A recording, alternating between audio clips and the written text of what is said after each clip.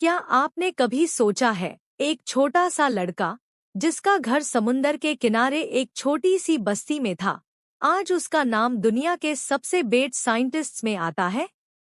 ये कहानी है भारत के missile man Dr APJ Abdul Kalam की। एक ऐसी कहानी जो हर उस इंसान के लिए है जो सपने देखता है और उन्हें पूरा करने का जुनून रखता है। 15 अक्टूबर 1931 तमिलनाडु के रामेश्वरम में कलाम का जन्म हुआ। उनके पिता एक नाव चलने वाले थे और घर में पैसे की कमी थी, लेकिन उनके सपनों में कभी कमी नहीं थी। छोटी उम्र में उन्होंने अखबार बांटना शुरू किया ताकि घर की मदद हो सके और शाम को जलती लैंप के नीचे बैठकर पढ़ाई करते थे। उनके लिए एजुकेशन हाई एक रास्ता था आगे बढ़ने का। वो दिन आया जब उन्होंने मद्रास इंस्टीट्यूट ऑफ टेक्नोलॉजी में एडमिशन लिया। यहाँ उनका पहला डिजाइन प्रोजेक्ट रिजेक्ट हो गया। लोगों ने कहा, तुम इंजीनियर नहीं बन सकते। पर कलाम ने कब कहा था कि वो हार मानेंगे? उन्होंने फिर से मेहनत की और वो ही प्रोजेक्ट जो फेल हुआ था, आखिर में उनकी पहचान बन गया। डॉक्टर कलाम ने इसरो में सैटेलाइट लॉन्च व्हीकल बनाया SLV-3, जिसके जरिए भारत ने अपना पहला सैटेलाइट स्पेस में भेजा। लेकिन उनका सफर यही खत्म नहीं हुआ। डीआरडीओ में उन्होंने मिसाइल्स बनाए, अग्नि, पृथ्वी, आकाश, त्रिशूल, नाग, भारत की रक्षा के लिए एक कवच। उन्हें मिसाइल मैन क्यों कहा जाता है? क्योंकि उन्होंने भारत को शून्य से लेकर एक स्पेस पावर बनाया। 2002 में डीआर एपीजे अब्दुल कलाम भारत के राष्ट्रपति बने।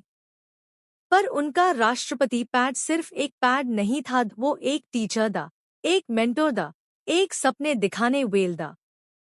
उन्होंने हमेशा स्टूडेंट्स से कहा, सोचो बड़ा, सपने देखो और उनके लिए मेहनत करो।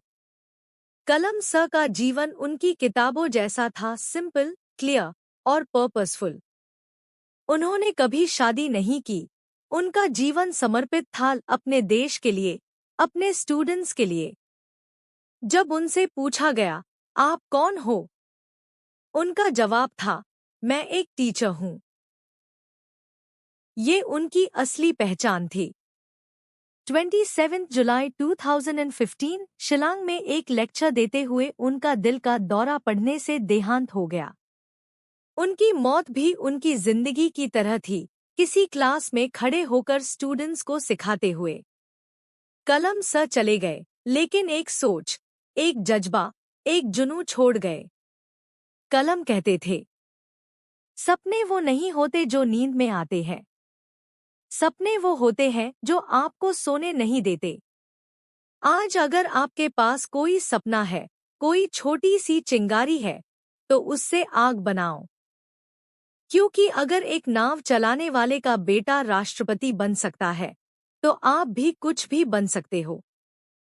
अगर ये कहानी आपको इंस्पायर करती है, तो एक बार कमेंट में लिखिए, मैं सपने देखने से नहीं डरता। और अगर आप नए हैं, तो चैनल को सब्सक्राइब जरूर करें, ऐसी और कहानियों के लिए। Subscribe, like, share.